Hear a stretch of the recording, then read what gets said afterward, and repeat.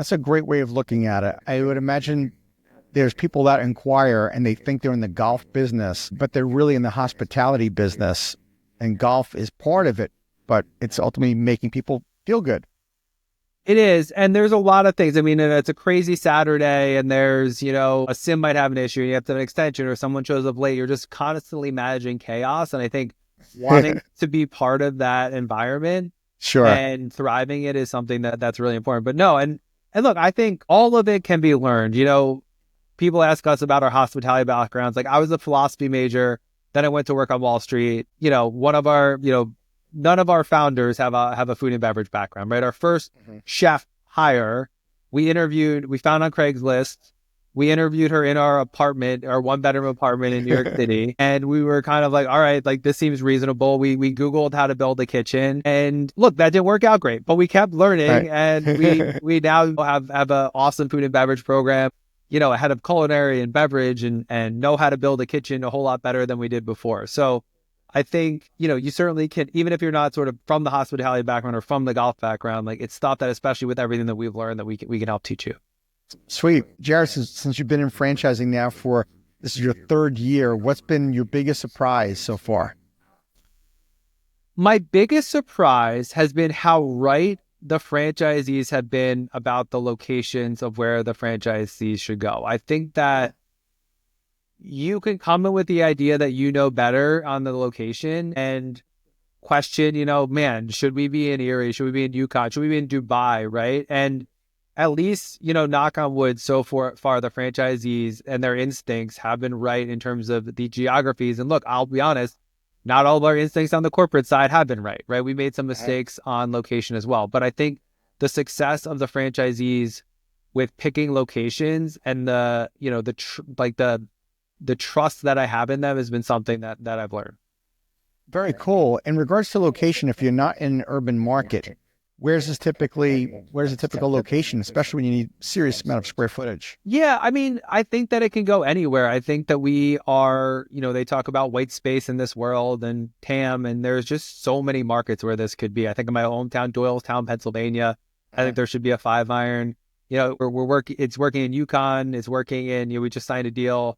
We're about to open in Westchester, so a suburb of New York City. But I think certainly any major suburban markets that can work, and college towns, until, proud to say that all of our locations are profitable. And until I see otherwise, I'm going to keep thinking that as long as it's run well and priced well and supported well by 5-iron corporate, I think that it can do well in maybe more markets than we maybe originally thought. Interesting. So in terms of I don't know about whether it's just markets or just industry trends, whether it's in golf or in the hospitality side, what would you say is kind of an area that you guys are leaning in towards? Is there any new trends that you're seeing? I would say what we're leaning in towards is gamifying the sport of golf. So there's this very traditional way of thinking about golf where you play 18 holes and you're over par, you're under par. If you're listening to this, you don't even know what par is. Fair enough.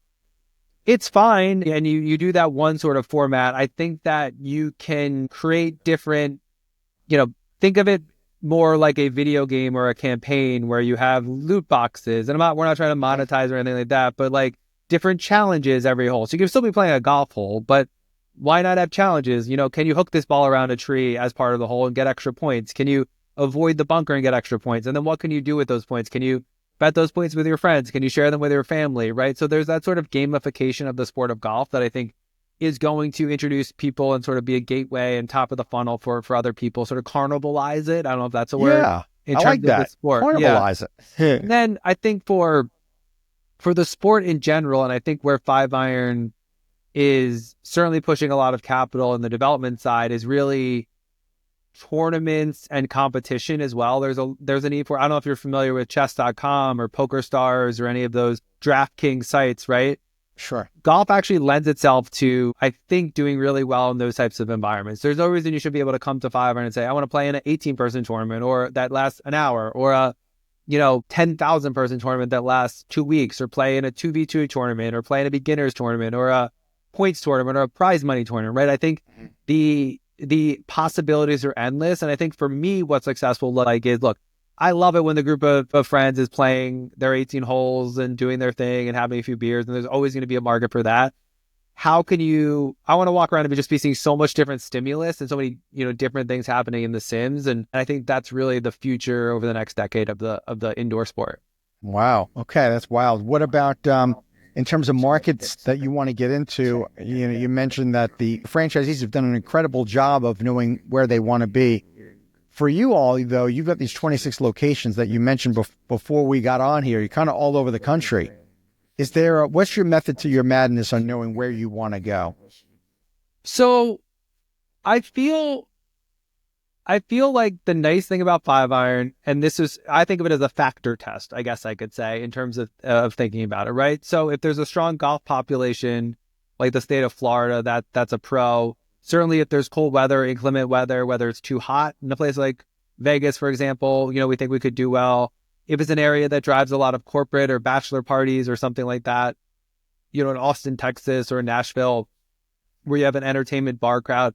The nice thing about 5-iron is it can really win in different ways. And that I think is something that's unique to the business. It can really win as a awesome sports bar that has great simulators and maybe the instruction size is big, or it can go to a more residential area and just absolutely crush with lessons, club fittings, and the membership being sold out. And then look, in a lot of our franchisees, and they're unicorns where they have everything, right? Like the unicorn is you're getting events, you're getting lessons and memberships, and you're also getting the walk-in sim rental and food and beverage business. So if you think any of those sort of characteristics of your town or city would work, I would say reach out and let's talk about it. Okay. What's your long-term vision for the company? How big is big? I am terrible at answering that question. You're certainly not the first person that asked. I want to make sure that the next Oakland location does well. I want to make sure that we keep improving our processes and technology. I want to make sure that what's next is peer-to-peer wagering is being launched on our app in hopefully by the time this podcast is released, but certainly in the next couple of weeks. And I want to make sure that there are no bugs in it, that people are using it, that it's fun. And then from there, if that works, we'll move on to the next thing. And really creating a robust app that people use is sort of I would say the goal for this year. And so far, so good with the reviews and whatnot. But yeah, I'm bad at the exit options and the raising capital and everything like that. I just want to make sure that our reviews are good. I still get every single review sent to me we set up a system where every single Yelp and Google review goes to my phone directly, which is not maybe healthy for my marriage, but my goal is to make sure we get less bad ones on there and more good ones. Okay, well, we're not even going to go there, but you have to go back to this peer-to-peer wagering. Expand on that. Yeah, so the 5-iron app, which I recommend that you download, is something that there's really not anything like it in our space. It started with being able to just book sims and do the basics. Uh-huh. We launched rewards last month, which has been a booming success. Think of it as a Starbucks-inspired stars type program where you're just getting some type of loyalty and can redeem it for, a free sim rental every once in a while or a beer or whatever you want to do. So that was sort of step 2. Step 3 is this peer-to-peer wagering. So instead of having, you're betting with your friends anyway, a 5-iron, now we just make it accessible in the 5-iron wallet. So you'll be able to store money in the 5-iron app, in the 5-iron wallet, and then be able to play with your friends. And it's even cooler than that.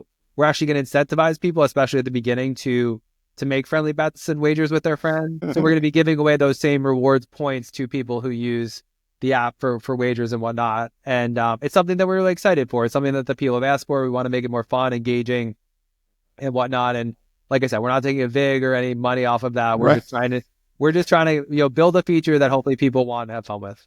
Dude, that's leveling up, man. It's competitive already, but you're inviting it. I love it. That's going to be a lot of fun. I think so too. Thank you for tuning into the Emerging Franchise Brands podcast. For additional insights, guest applications, and to stay connected, visit us at efbpodcast.com. The Emerging Franchise Brands podcast is for entertainment purposes only, and the views expressed do not necessarily represent those of Emerging Franchise Brands, its host Frank Fiume, or Emerging Franchise Group, LLC. Any discussed franchise or investment opportunity requires thorough investigation, obtaining proper disclosure documents, and expert consultation before making any investment decisions. The podcast and its host do not offer professional advice or endorsements, and they hold no responsibility for actions, representations, accuracy, or consequential damages related to the podcast content.